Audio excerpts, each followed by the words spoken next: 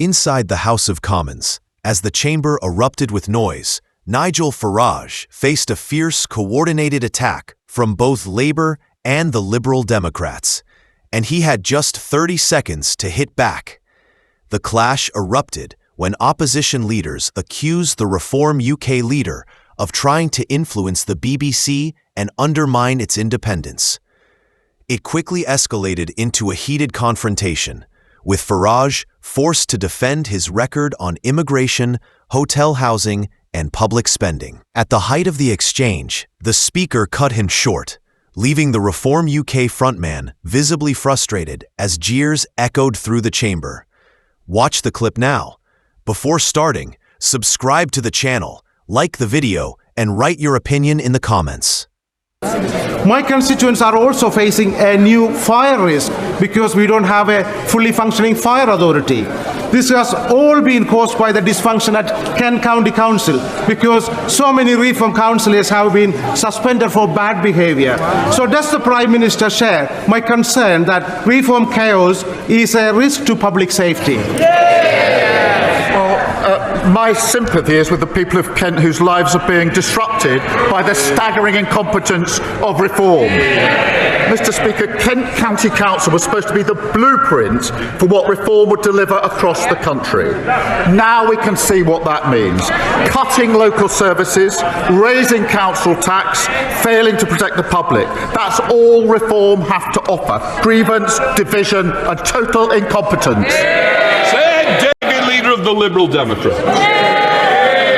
Thank you, Mr. Speaker. Can I associate myself with the earlier remarks of the Prime Minister and say what a great honour it was to join the royal family at the Cenotaph on Remembrance Sunday to pay our respects to all those heroes who gave their lives for our country. We must never forget the sacrifice they made for our freedoms. Mr. Speaker, a great British institution is under attack from a foreign government.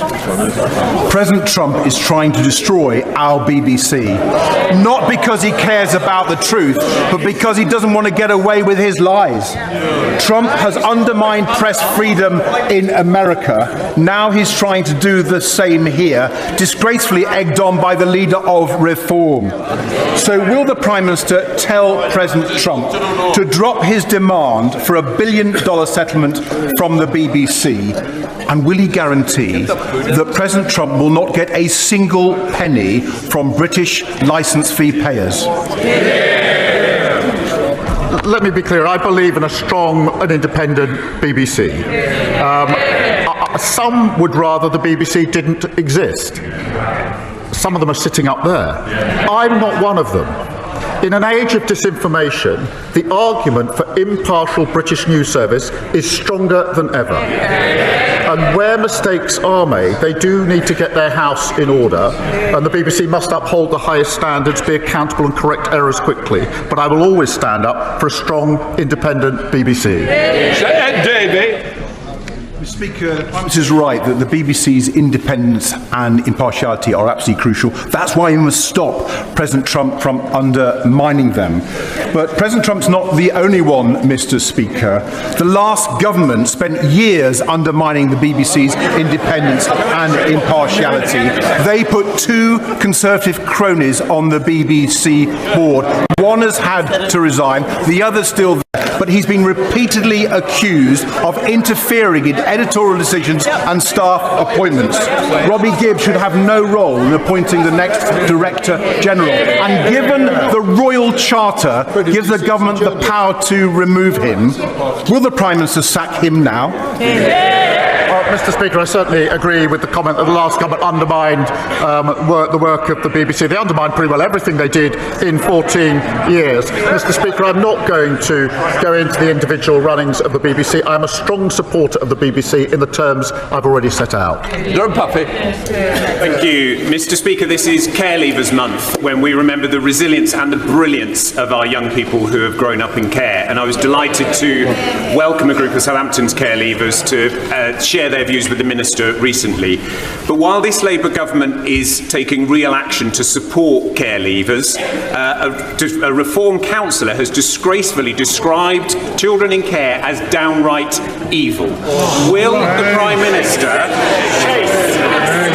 said it. Will the Prime Minister, and I hope the whole House, join me in condemning Reform's vile rhetoric, and will he reassure us that this Labour government will continue to support the protections and opportunities for all our care leavers? Well, Mr. Speaker, November marks the first ever Care Leavers Month, and that is a time to recognise that every child deserves support to achieve their potential. And through our landmark Children's Wellbeing Bill, we're requiring every local authority to help care leavers find secure accommodation. It saddens me that the parties opposite voted against it. The comments about children in care being evil are utterly appalling. And now the member for Clacton has heard them. I'm sure he'll want to condemn them right now. Nigel Farage. Thank you, Mr. Speaker. No, I've only got 30 seconds. The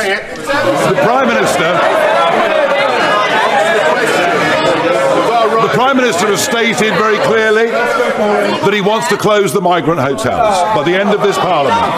Well, the Reform-led West Northamptonshire Council, brilliantly led council, will be issuing foreclosure notices on 3 migrant hotels within the next few days in response to grave public concern about the safety of women and girls on the streets of West Northamptonshire. Would the Prime Minister approve of us speeding up the closure of the migrant hotels? Mr. Speaker, we will correct the mess we inherited and close every hotel. At their peak, under the previous government, there were 400 hotels. Now there are only 200 remaining. But he says he doesn't have time to condemn the comments calling children in care evil. He's also not had the time, it appears, to condemn the racist comments of his own MP. Utterly spineless.